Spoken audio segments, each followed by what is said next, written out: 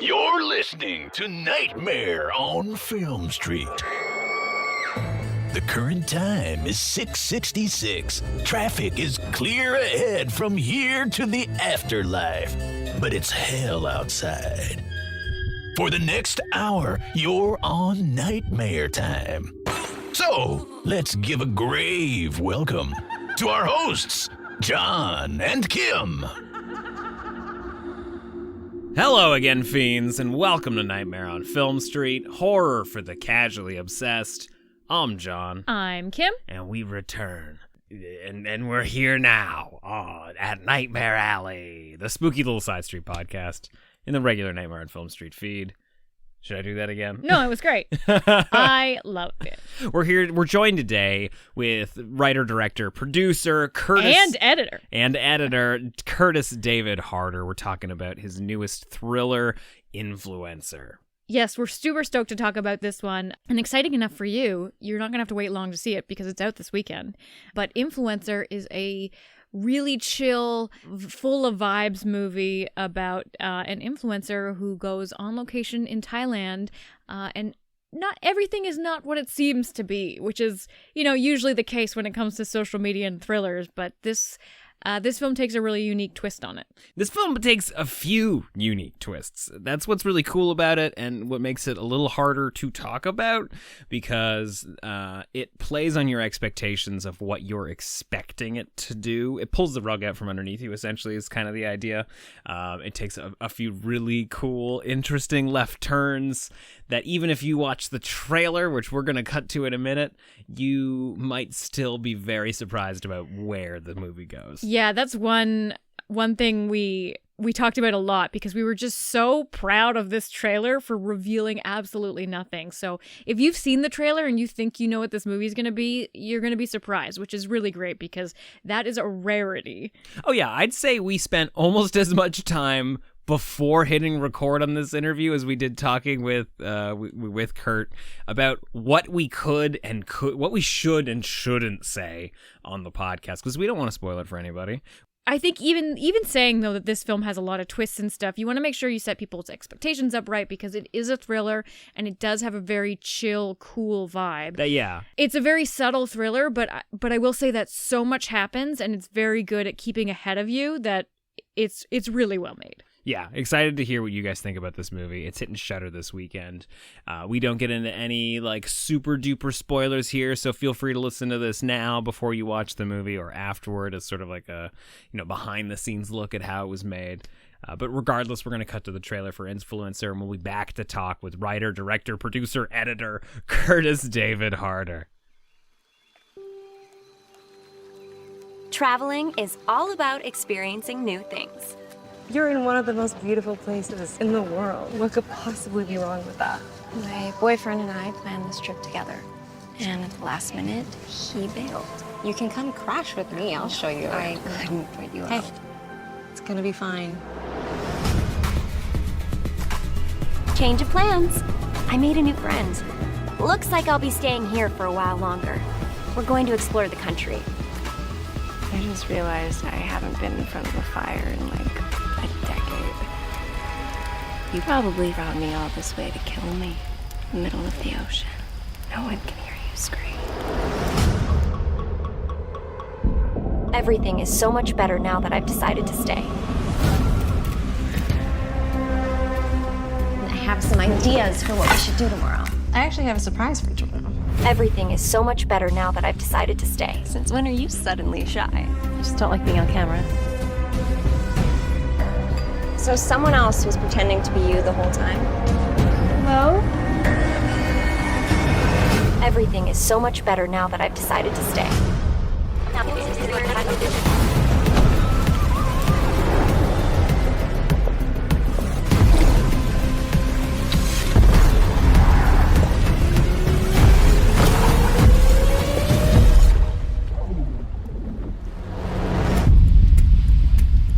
No, I'm not gonna kill you. Well, that is disappointing.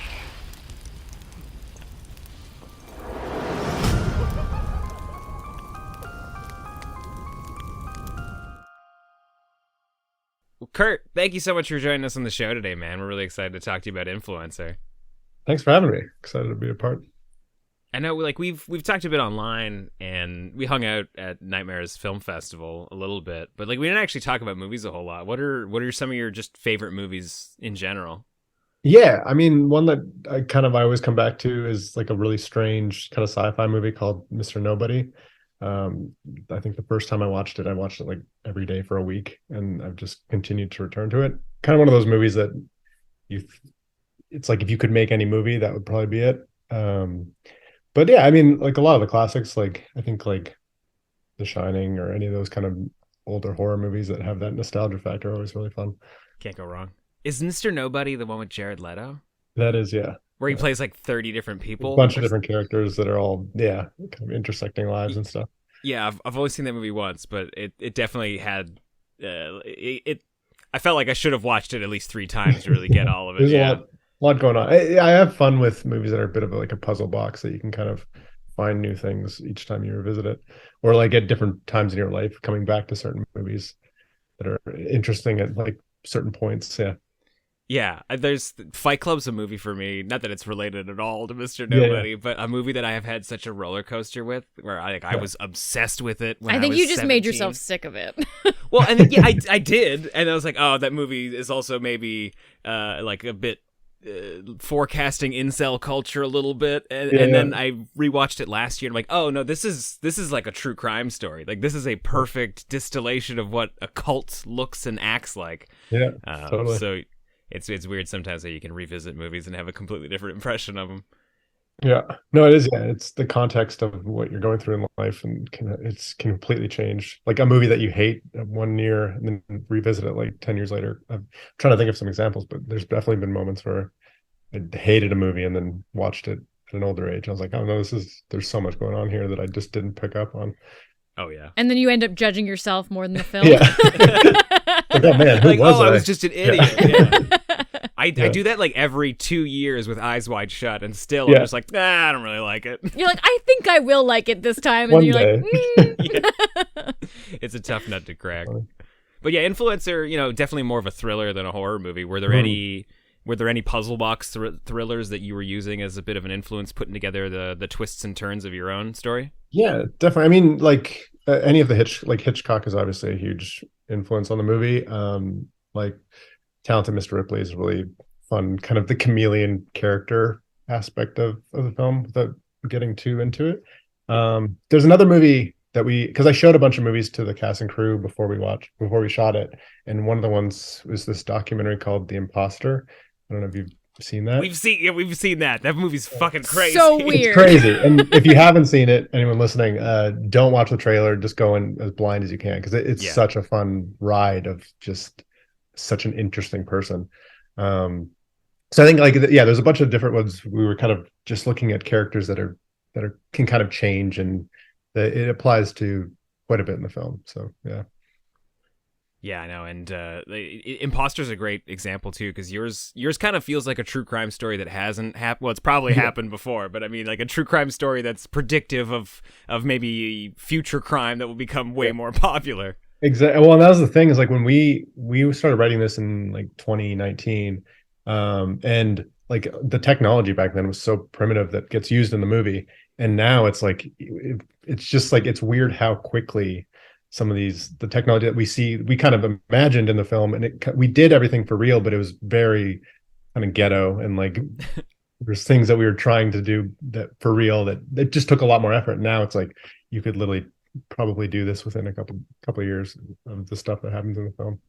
It seems really like serendipitously timely though, because like we're right on just like the height of kind of the fear and the acceptance of AI. Like we're just like, we're right at the merging point where we're all like, oh, we could all use AI too. Like it's not just for like the government. Yeah. It's scary. Like it's just like the whole idea of, I mean, the movie is so much about like you can't really believe what you see online, and that's becoming more and more truthful as every week goes by. It feels like it's getting scarier. Yeah, were you more scared of having your identity stolen before making the movie or now?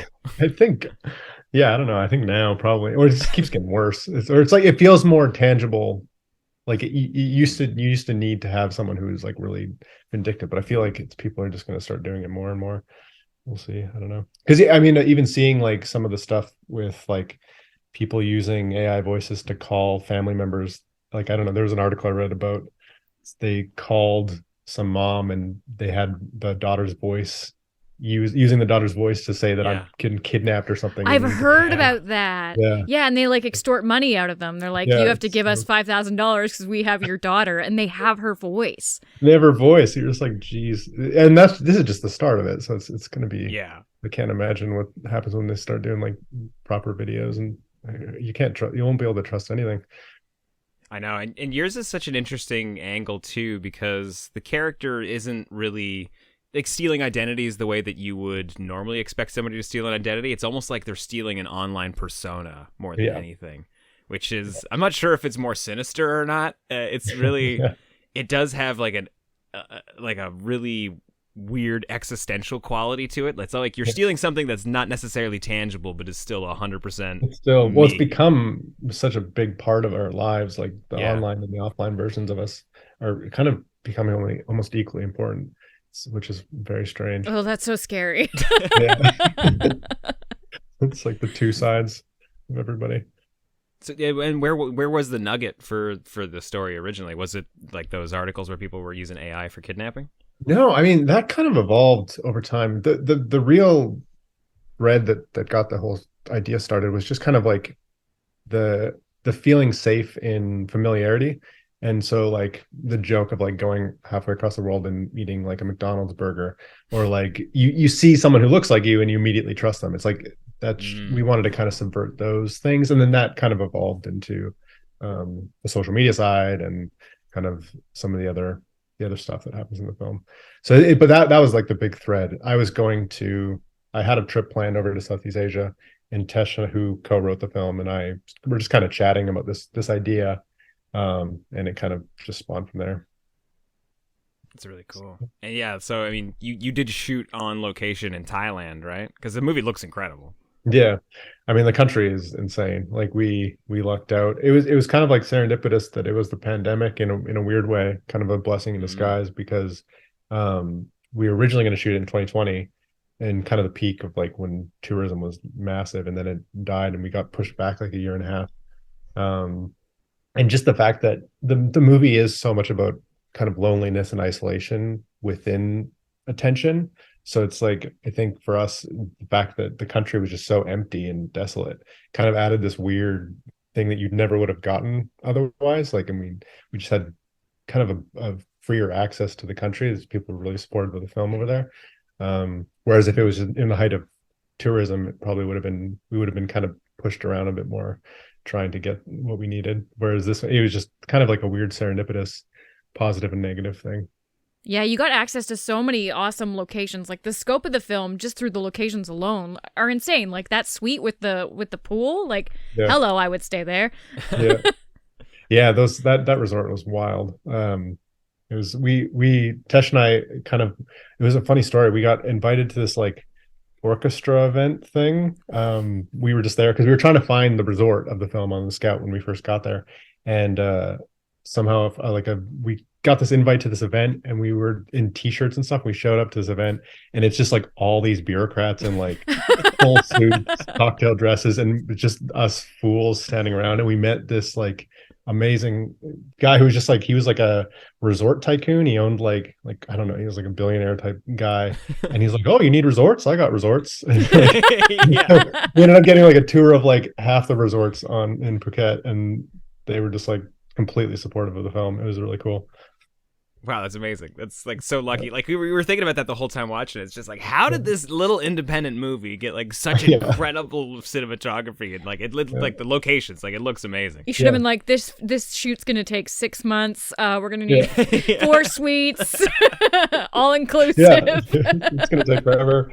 Yeah, because we were there almost 3 months. Like the actual production was like almost 2 months. It was a long haul. Like there was like just a small group of us kind of traveling around the country. We had a big bus and we had a couple of cars, and that was basically it. Like our infrastructure was tiny, but we just shot longer. So it's kind of like that trade-off of being able to be so movable, like because it was just there's like 11 of us, so it's like just moving around. We just use that to shoot longer, just because the scope of it was just kind of absurd on paper. Yeah, I mean that's kind of like the independent film curse, right? Like you can you can kind of do whatever you want within reason, but you end up having to do everything yourself. I know you edited the movie. Did you also edit the trailer? Like, just sidebar question: did you also edit the trailer? You did. Okay, I did. Yeah, that never happens. It was kind of just happened that way. We were talking about who we were going to get the trailer done, and I was just nervous because of the way the movie is. It was like I wanted control on how much we can show, and it's because it's such a tricky film to market without giving away too much. But I think it's been funny seeing the reaction saying this gives away the whole movie, and it doesn't at all. So it's been kind of an interesting experience trying to give away enough but not too much. Yeah, no, I think you did an incredible Yeah, job. you could win an award for how little you gave away in a trailer, because nowadays, I mean, I guess trailers have always kind of been like that. Like, your biggest, flashiest scene and your biggest reveal are normally end up in the trailer, and this trailer gives away nothing. I'm excited. It took a long time to get the trailer right. I believe it. Yeah, because you've got such great twists and turns in the story, and I'm curious what that was like in like the writing process. Like, how did you approach? Because like there are predictions that I make watching the movie halfway through. I'm like, oh, I know where this is going, and then it really doesn't happen that way. Yeah, like I would call it more like switchbacks. Like, you think you're gonna twist this way, and then you kind of come back to where you were, and you see things again for the first time, sort of thing. Yeah, I mean, that was a big thing for Tesh and I, because I think we were just talking. We always talk about how like modern audiences are so smart. Like, they pick up on stuff. They know the tropes. They know the typical ways that if you're setting something up, you're going to pay it off. Chekhov's gun type of thing. And so all of our conversations were like, okay, what are the audience going to expect, and how can we kind of keep the audience, like, as soon as they think they got a grasp on it, we try to pull the rug. And so it was a lot of give and take. I think the pandemic, the fact that we got pushed back a year, really helped the script a lot, because it just kind of gave us so much more time to kind of meditate and show it to different people and see how they were reacting to it, what was working, what wasn't. And so without that, I think the movie wouldn't have been quite as strong as it is. So I think that was a big kind of blessing. Again, another blessing in disguise, where it's like, oh, we can't go make the movie, but because of how much more time we had with the script, it really helped. But yeah, I mean, a big thing was like looking at movies that handle it really well and seeing why they work, and then knowing that people have seen those movies. So how do you surprise them knowing that they've seen those movies? And then, yeah, it's kind of like a big kind of building up layer thing. Yeah, that could become daunting after a while, I'm sure. Yeah. But the first draft of the script, it evolved a lot in terms of who we followed when, and kind of how we did those kind of little switch ups. I know you trade off to different characters like really smoothly. It's just like it totally makes sense that we're going to follow this person now, and it doesn't feel like a weird, detour in the movie. It's funny because like I do remember like early pandemic thinking like, oh man, this is going to be great. Like, there are going to be so many movies that were supposed to get put into production that are now going to have time to like really fine tune everything. And I'd say the opposite has been maybe true for a lot of movies that I've watched, but bigger projects. Okay. Yeah. Like maybe like bigger major studio movies, but yeah, like I have definitely seen some indie movies like yours that have really paid off from that. So that's it definitely helps. Yeah. More time. I mean, typically, I mean, I know that like studios can overwrite, and where if you have a bunch of writers working on something, you can kind of lose that initial essence. But this one definitely was like, no, it's only getting better, I think. That's great. From our perspective, yeah. Well, especially with kind of an independent production as well. Like, I'm sure you were originally thinking like, we're going to do a limited cast. This is only going to have a few core characters. So you're not writing around the pandemic. You're not trying to eliminate things from your story. You're trying to just make your story better. Yeah, and I think like the freedom of the fact that we had such a long shoot, and we had kind of flexibility with what we did. We like, there's a couple scenes we ended up reshooting, and kind of like once we shot it, realizing that it's like, oh, there's some more things that we could have done with this. Why don't we reshoot it in another location that works a little better? And just the flexibility of on the day having a lot more time with each scene. We did lots of takes sometimes. Like it was kind of like, I think most of our films we'd shoot like 30 hours of footage for a 90-minute movie, and this was like over 100 hours of footage by the end of it. It's like the most we've ever shot for a film that I've been involved with. So that was a huge plus, just being able to really explore and work on the CW character and have time to really be like, let's get down to the little nitty gritty. So that was really cool. Yeah, definitely benefited for it. But I could imagine I would be fucking, especially if you're editing it yourself, crazy stressed out about the fact that it's like, well, if we need any pickup shots, we can't just all This is Thailand. get up and go to Thailand. Oh yeah, you can't go back. It's next to impossible. It's like we got to get it. So we were extra cautious about that for sure. And then having like Rob Grant, who directed Harpoon, co-edited the film, and he brought like so much to it, of having kind of another director perspective that is someone like I look up to. So it was really cool to have him involved in the film, and then Brandon Christensen as a producer, who you guys know, was involved throughout post, and so it was cool having some filmmakers I really like collaborating with. Yeah, you guys work together all the time, right? Yeah, exactly. Yeah, Brandon and I just wrapped a movie that he just directed on Friday. Actually, it's gonna be really cool. We're really excited. It's very different from his previous work. Oh, cool.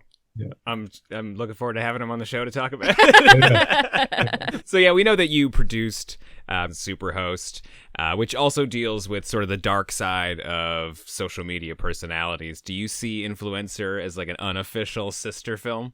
Because they both star Sarah Canning, you know? Yeah, Sarah Canning's in both. I think they're similar films. I think that one's definitely more about kind of like the Airbnb side of it, to have the social media side of kind of the YouTuber. But I think, yeah, they're adjacent for sure in terms of kind of what we put online and how people trust it. And I think there's some really fun, like Superhost is very fun in how it handles the truth of online and how you can cry wolf and then that can kind of turn on you. But I think, yeah, they're adjacent but quite different films, I think. You know, I was just thinking, like, you know, you direct, produce, write, edit. I'm sure there's 18 other things you do that we don't necessarily know about. Like, do you have a specific one that you like more than others?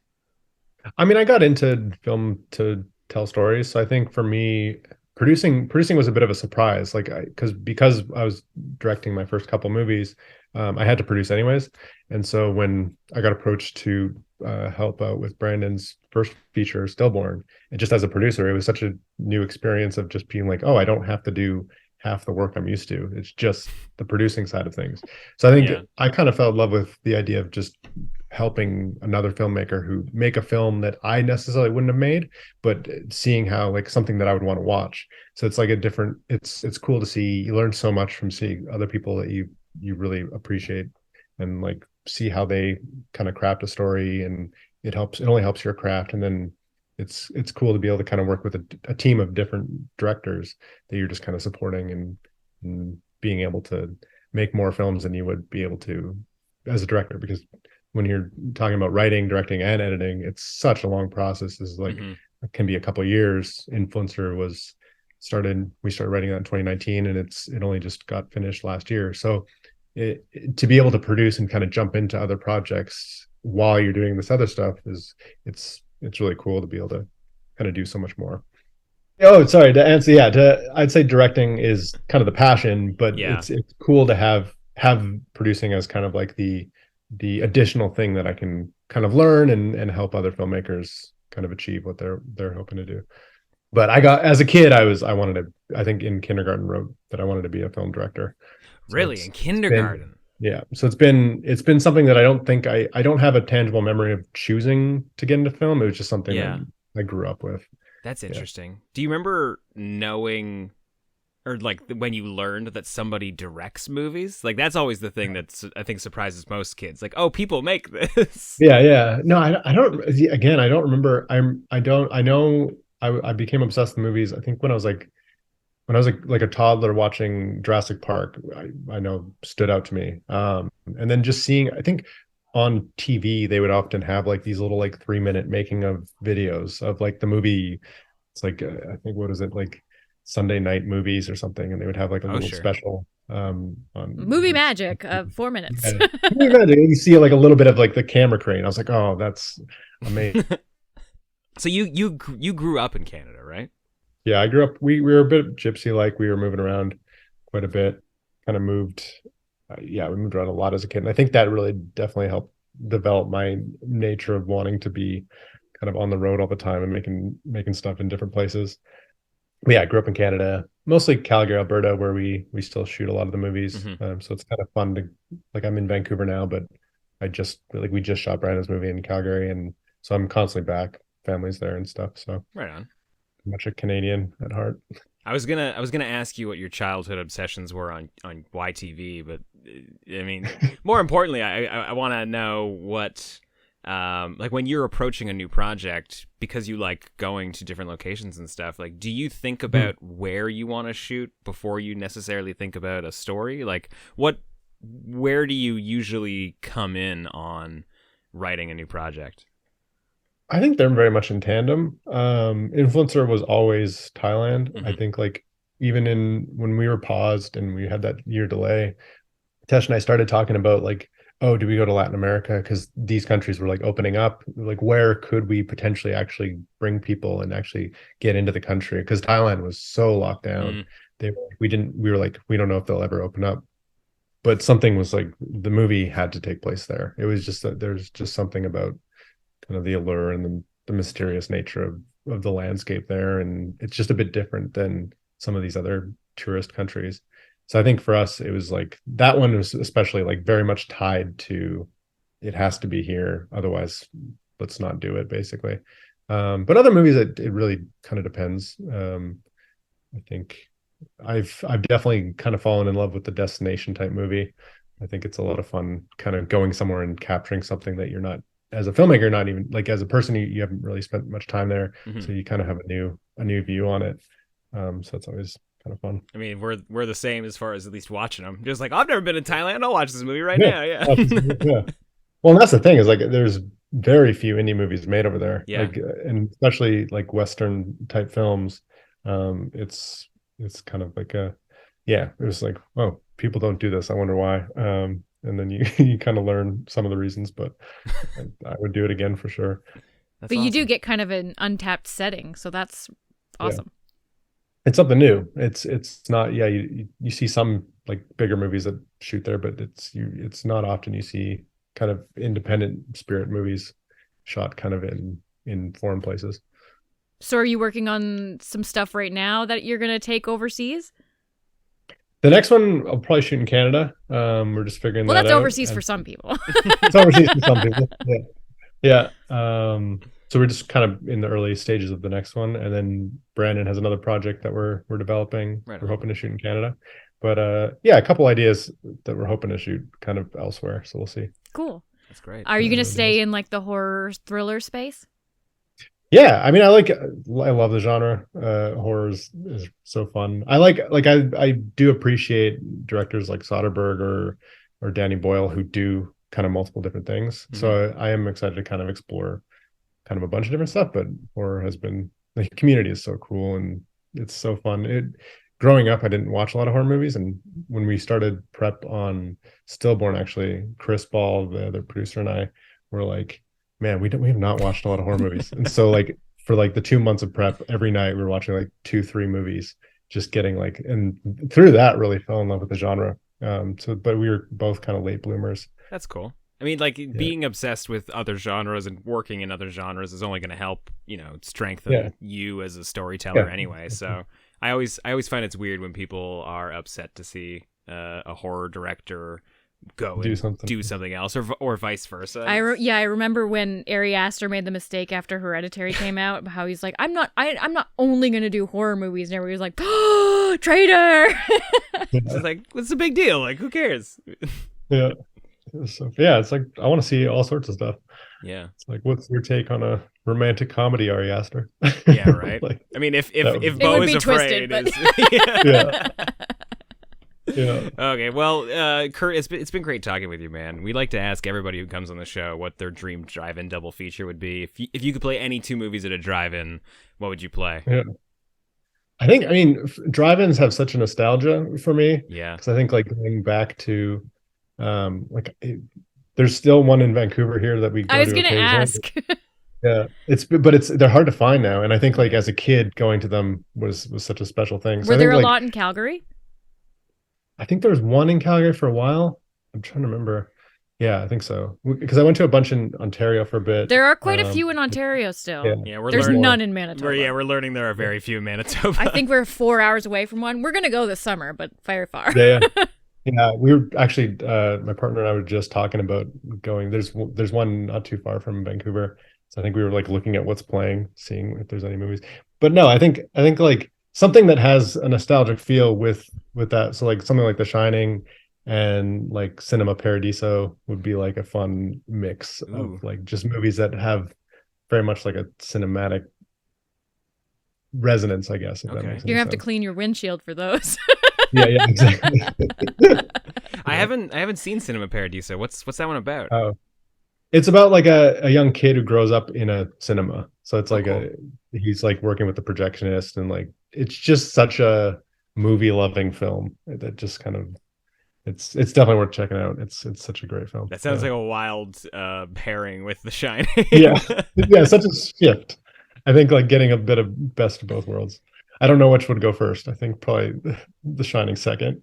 Yeah, hard to terrify the shit out of everybody and then be like, okay, now here's a now we're gonna have this loving nice film. Kid. I mean, I do love a radical shift into the second movie, so that's. I mean, it feels fun. in character with what I go for. I don't know. Yeah, absolutely. Yeah, well, that's true. It definitely, like, if Influencer was the third movie, you'd be like, okay, I see where this guy's going. He shifts gears hard all the time. That and Spiral are just like very different. And the movie we did before Spiral was like a coming of age gay road trip comedy. So it's like, I don't know, a bunch of different stuff. So where can people see Influencer? Yeah, so it comes out on the 26th on Shudder in both Canada and the States, and a bunch of other countries.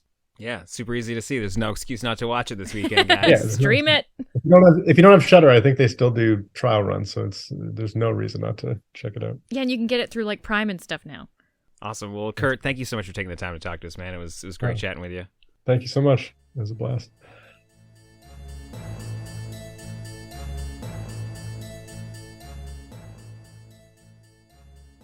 Thank you, Kurt, so much for joining us here on Nightmare on Film Street. We're so excited for people to check out Influencer, and if you want to watch it, if you're listening to this right when the episode drops, it comes out this weekend on Shudder and AMC+, and if you are joining us a little bit later, it's already streaming, so go watch it, Shudder, AMC+, and then tweet at us at NOFS Podcast and let us know what you thought. Yeah, or you can hit us up in the Nightmare on Film Street Discord at nofspodcast.com/Discord. While you're at it, please give the show a 5-star rating on Apple Podcasts, Spotify, wherever you're listening to this. It's the easiest, quickest way to support the show. And if you want more Nightmare, you want more podcast episodes, because that's what you need in life. You need more content. Head over to nofspodcast.com/Fiend Club.